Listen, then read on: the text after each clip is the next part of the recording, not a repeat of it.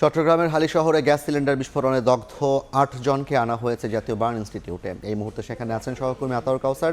সরাসরি যাচ্ছি তার কাছে। কাউসার, চট্টগ্রামে ভয়াবহ সিলিন্ডার বিস্ফোরণের ঘটনায় মোট ৯ জন অগ্নিদগ্ধ হয়েছিলেন।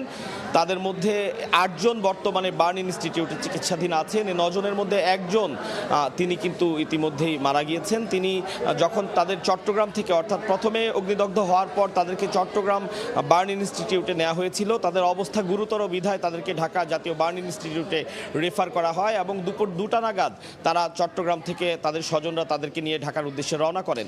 পথিমধ্যে অর্থাৎ দাউদকান্দি আসার পরে একজন মারা যান। যিনি মারা গিয়েছেন তার নাম নূরজাহান বেগম রানী। তার বয়স 40 বছর ছিল এবং তার শরীরের এখানে আসার পরে যখন ডাক্তাররা অ্যাসেসমেন্ট করেছেন তখন দেখেছেন যে তার শরীরের 100 ভাগ অর্থাৎ 100 ভাগই পুড়ে গিয়েছিল। তো তিনি পথিমধ্যে মারা গিয়েছেন। বাকি 8 জন বর্তমানে চিকিৎসাধীন আছেন এবং তাদের অবস্থাও খুবই আশঙ্কাজনক। কারণ চিকিৎসকদের সাথে আমরা কথা বলেছি, তারা জানিয়েছেন যে এদের প্রত্যেকেরই শ্বাসনালীতে যথেষ্ট পরিমাণ ইনজুরির ঘটনা ঘটেছে আগুনে পুড়ে। আমি একটু জানাতে চাই যে এখানে যাদেরকে আনা হয়েছে, শাওন নামে 16 বছর বয়সী একজন ছেলে আছেন।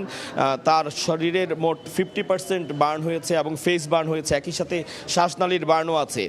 এবং আনাস নামে 6 বছরের একটি ছেলের সন্তান রয়েছে।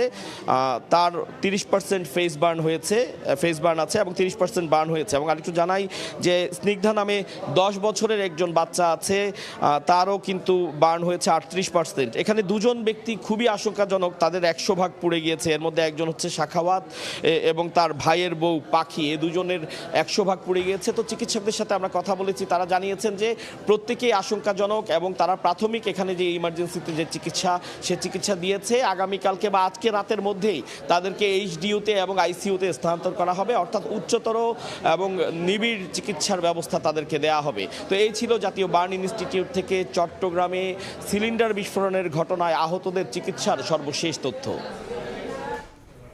সরাসরি যুক্ত ছিলাম ঢাকা মেডিকেলের বার্ন ইনস্টিটিউট থেকে।